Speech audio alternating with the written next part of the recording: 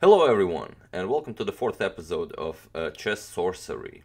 The game was played in 1968 in Vinkovci, that's in Croatia. It was played between Mario Bertok, Croatian international master, and Emil Nikolic. And it was a very strong tournament. It featured 14 players. Bertok got 8th place in the end, but that's not a bad result considering, for example, Samuel Reshevsky was 6th in this tournament, and the tournament was won by Bobby Fischer himself with a result of 9 wins, 0 losses, and 4 draws.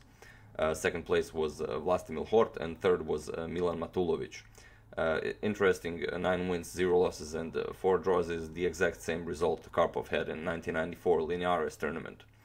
And although Fischer definitely crushed the field, and his games were classic Fischer games, he just wins. But this game caught the most attention in the tournament, Bertok versus Matulovic. So let's see the game. Bertok has the white pieces, and we have d4, knight to f6, c4, g6, knight to c3, and d5, the Gruenfeld defense. Knight to f3, bishop to g7, and now queen to a4 with check, the Flohr variation. And now knight to c6 is a bit more standard here, but Nikolic goes for bishop to d7 with a tempo on the queen. And okay, white loses a tempo, but he plays queen to b3, now gaining a tempo as this pawn is now unprotected on b7. We have d captures on c4 and queen captures on c4. White doesn't capture this pawn on b7 as this wouldn't really do anything for white. You can't really go for the rook or anything. Black has, a pretty good option of going for knight to c6, and this is, perfectly fine for black. Black is even better here. So after this d captures on c4, Bertok played queen captures on c4, and Nikolic castled. We have e4, and although white did play a lot of moves with his queen, the queen is pretty okay here on c4. It's not that easy for black to kick her away from such a nice square.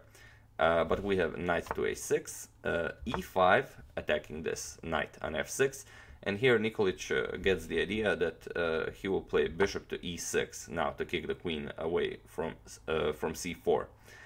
And here, the engine's idea is probably queen to a4, maybe queen to e2, but if a queen to a4 move or queen to e2 move were played, this game wouldn't be getting the attention it gets so many years after it was played.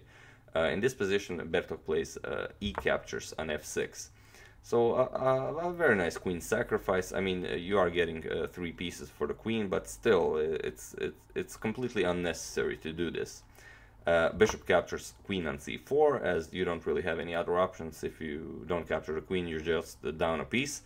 We have f captures on g7, now threatening to capture the rook. So king captures on g7, and bishop captures on c4. And okay, you have 3 pieces for the queen. But white doesn't really have anything exact here. I mean, there's no clear win, nor is white even better here. We have knight to b4, going for knight to c2, check, forking the king and the rook. Bishop to b3, protecting c2, and we have c5. And black is playing okay here. Black is still better here, and white still has to prove that his queen sacrifice is worthy. D captures on c5, and here Bertok allows this knight to d3 check. We have king to e2, and knight captures on c5, and rook to d1. And so far, both players are playing pretty much the best moves in the position. Queen to a5, we have bishop to c2, as, now the threat was knight captures on b3, winning this rook. So bishop to c2, and we have queen to a6. Probably a better move would be to activate the rook, for example, rook 8 to d8. But okay, we have queen to a6 with check, king to e1, and now rook 8 to c8. Probably rook 8 to d8 was a better idea, but black probably wants to play rook f to d8, so that's why this rook is placed to c8. We have bishop to e3 now. And with this bishop to e3 move, white at least equalized the position. We have queen to e6 now, and we have rook to d5. White is really trying to achieve something. He's going for rook a to d1. He wants to double up on the d file, and well, here black played b6. Probably the better move was something like rook f to d8, you know, to confront white on the d file. But okay, we have b6 and now rook a to d1. Okay, and now white won the d file. We have queen to g4, attacking the g2 pawn, king f1, and we have queen to b4, now attacking the b2 pawn. Bishop to c1, queen to c4 with check, king to g1, and we have queen to a6. Black doesn't really have a plan here. He does have a queen, but it's not that easy to come up with a plan. Both of these rooks on the d file are really strong. Both bishops are eyeing that king on g7, and both white knights are well, not ideally placed, but they're placed nicely. And here we have h4. White has a lot of pieces, so he wants to go for the attack. h5, not allowing white to push h5 himself. Bishop back to e3, queen to b7, and we have knight to g5. We have a6, and we have knight c to e4. And here Nikolic gets an idea. It's sort of a tactic. He plays knight to d3. And well, if either of these rooks captures the knight on d3, then rook captures on c2. And well, if bishop captures knight, then queen captures rook on d5. So instead of all of this, after knight to d3, Bertok simply plays bishop to b3.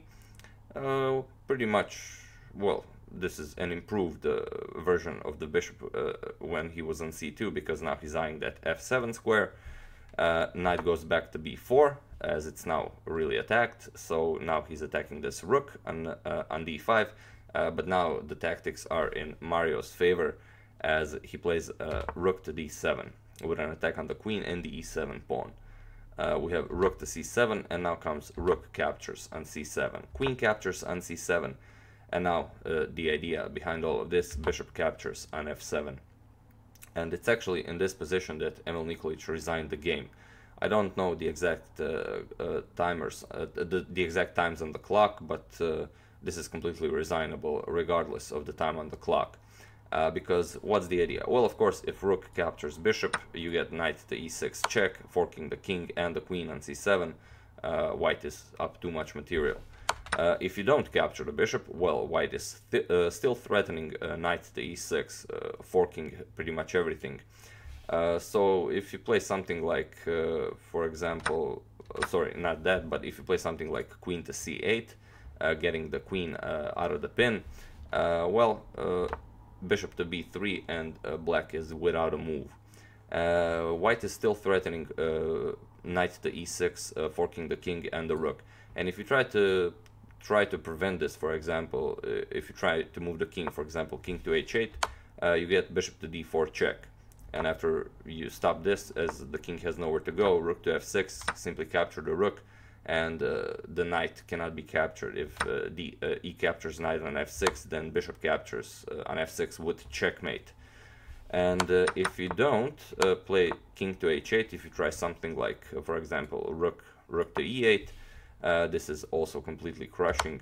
Knight to e6 with check, king to g8, and now knight to g5, locking all of the squares around the black king. And after black makes any move, it doesn't really matter what move, for example b5, you get knight to c7 check from the bishop on b3, king to g7, you capture the rook, queen captures, and now rook to d8.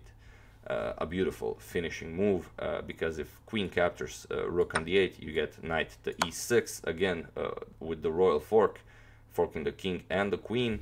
And if you don't capture the rook, the queen doesn't really have anywhere to go. If you can't go to f7, can't go to d8, the only square you can go to is queen to c6, and now you get this beautiful bishop to d4 with a certain checkmate to come.